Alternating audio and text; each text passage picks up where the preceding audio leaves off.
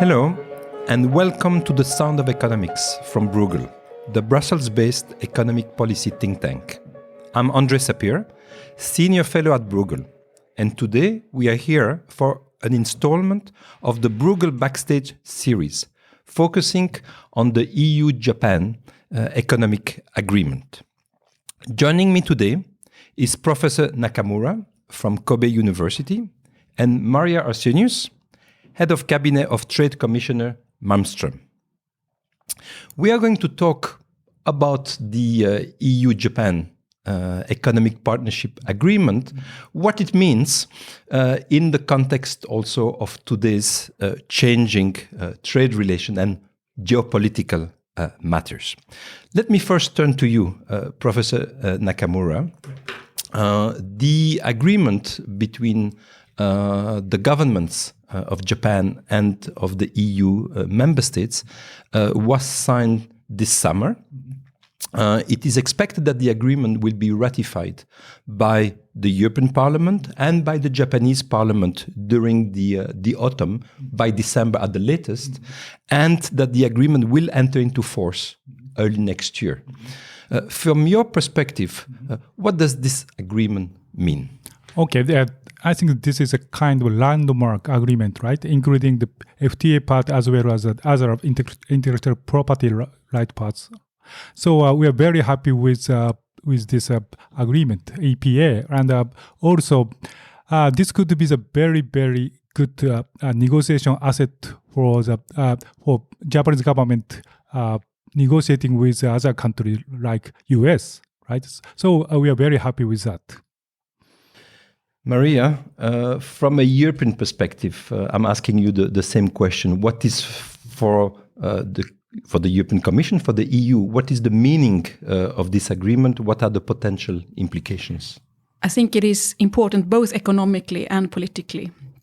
Economically, it will be important as it will facilitate trade between us. And I'm proud that this is the biggest bilateral trade agreement that the EU has ever signed with anybody, representing EU and Japan together more than a quarter, or almost a third of world GDP.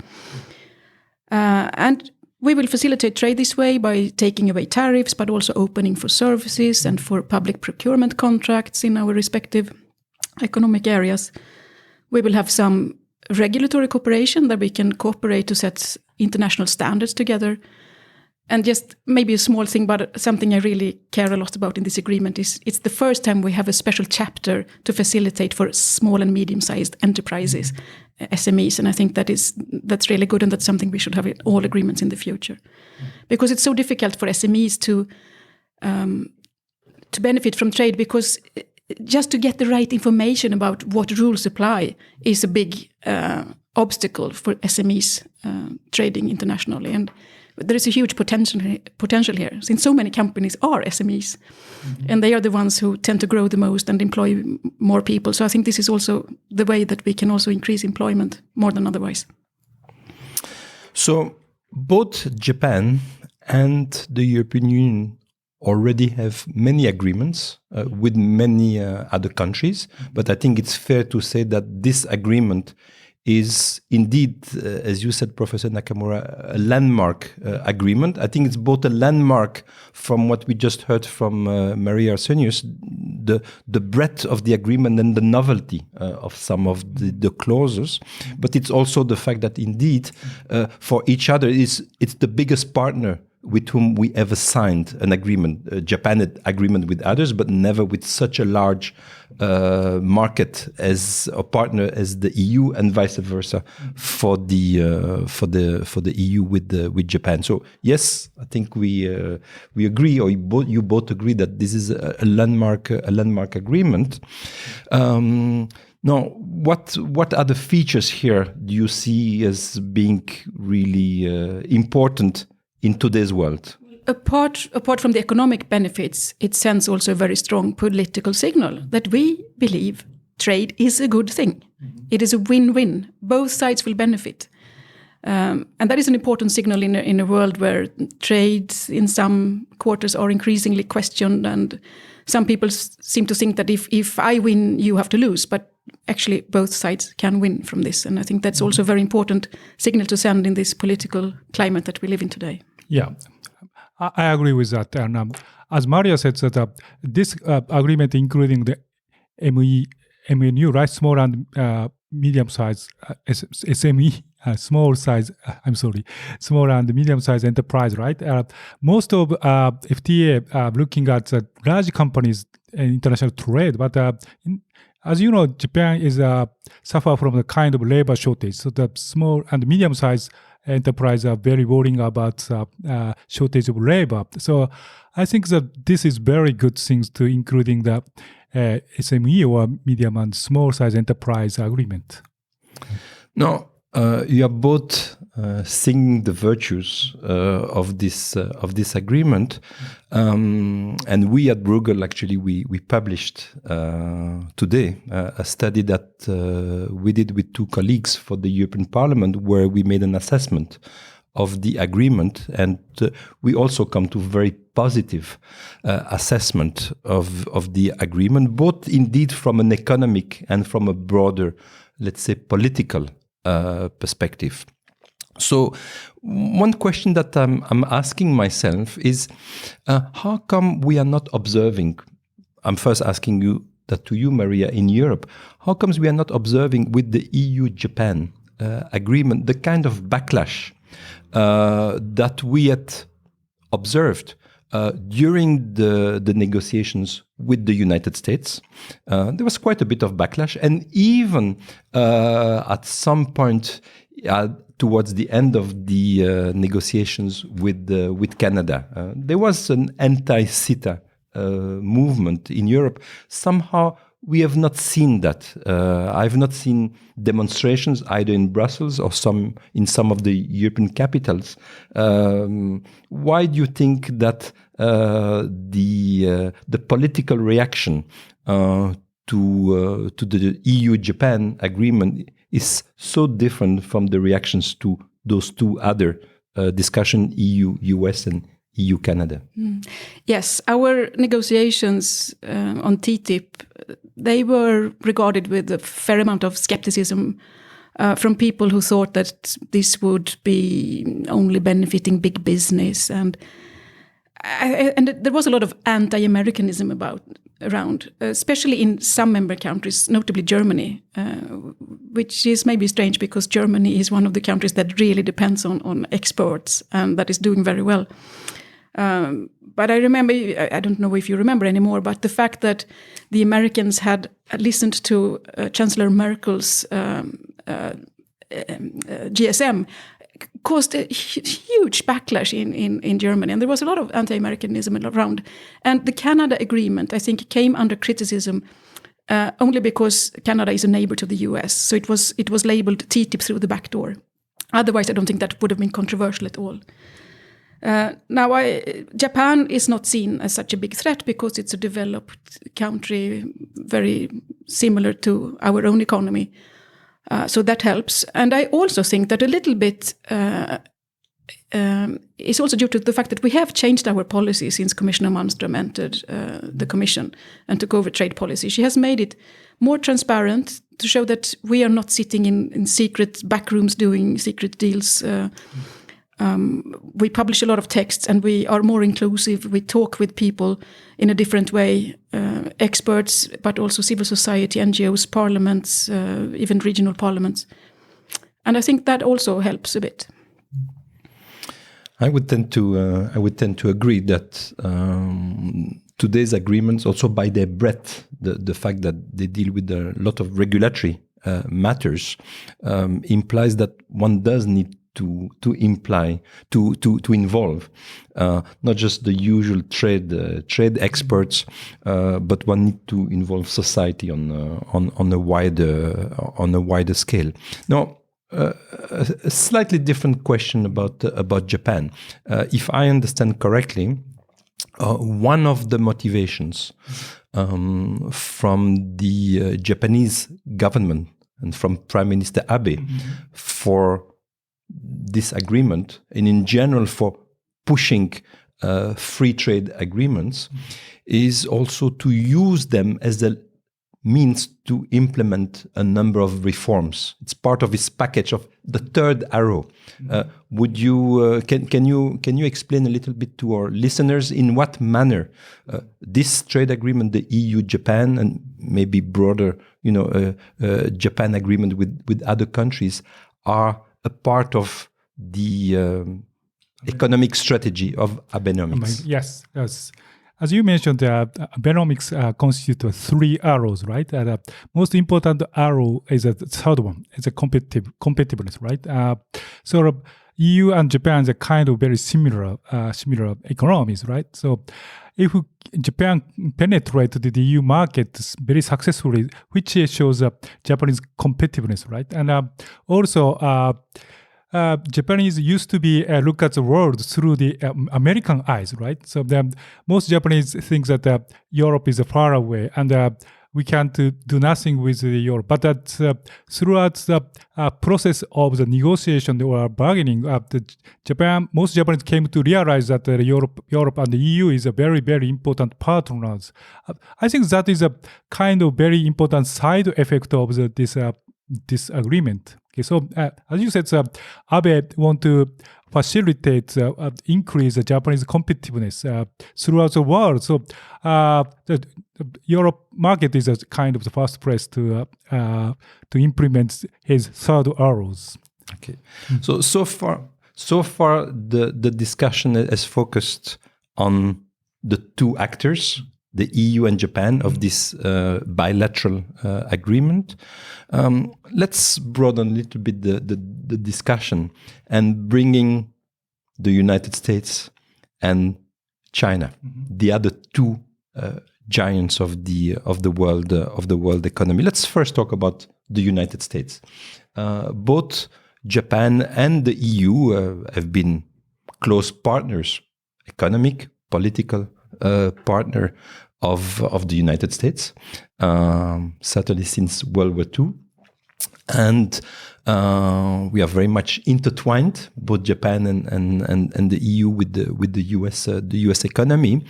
And now, in the last few months, the relationship with the United States has been quite tense, with the United States and President Trump taking unilateral measures on steel, possibly on cars, and obviously the measures vis-à-vis China. That is very much a focus of attention for President Trump. So I want to ask you both, in what manner the change of attitude of the United States, that used to be the champion of the multilateral trading system and has moved towards not only bilateral but even unilateral action, and at times quite aggressive. In what manner is the EU-Japan agreement a response to the kind of attitude that President Trump has been having, and the threats to both to the system and to both the EU and to Japan in terms of their trade relation with the United States? Okay, as you know, Japan don't want the bilateral negotiation between US and Japan, especially Japan don't want the US-Japan FTA, right? But so if this agreement will be in effect, right? In such a case, Japan can use this is a very important negotiation or threat, or even the threat point for in the bargaining process. So we are very happy with having this agreement, and we hope that this agreement will be in effect soon. Is the EU in a similar situation, Maria? Well, I note that negotiations between the EU and Japan started many, many years ago, but I think they accelerated after President Trump moved into the White House, because then we saw even more clearly how important it was for us to have this agreement between us. And yes, I also hope that it will enter into force now very quickly, hopefully 1st of February already. What about China? Was China a bit the elephant in the room Was it also present, you think, in the mind of the negotiators? Because indeed, as you said, the EU-Japan negotiations started before President Trump. That was part of the picture as well. But right now, I think a problem with the unilateral measures and all the noise that is emanating from the United States, I think one problem with that is, apart from the fact that many of the measures are WTO incompatible and shouldn't be taken therefore, but it also that it takes away attention from the real issues that we should focus on, and that is to reform the international rules-based system that we have. It has given us so many benefits over decades. But I agree that with President Trump, actually, that the current rule book may not be good enough, and that we need to working now on new rules that is better adapted to this world. And many of the tensions that we see today in the global trading environment is caused by China's big growth and the way they are growing, what I would like to call level playing field issues. We have really an increasing problem with the vast industrial subsidies that China is giving to various sectors. And the state-owned enterprises in China, their weight is not diminishing, but rather growing. And we have forced technology transfers and politicization of company boards, etc., etc. And this is something we really have to come to grips with. And this is what we should talk about, rather than lashing out with WTO incompatible measures against each other.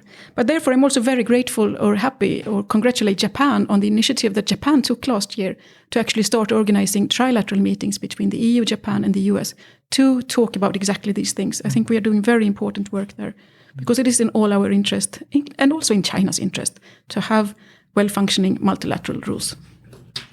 So, Professor Nakamura, we just heard that there is indeed this trilateral process, Japan, EU, US, that is discussing reform of the WTO, but really how to adapt the rules to the situation that China's membership and China's behavior in some areas is creating. And I think this is clearly a positive development. I know that from the EU side, in addition to this trilateral process, there is also a bilateral process between the EU and China. I think to try to help smooth this relationship and try also to convince China that it is in its own interest as well to reform some of the rules and to discuss those matters in Geneva. So I wanted to ask you from a Japanese perspective, how are at the moment the relationship between Japan and China?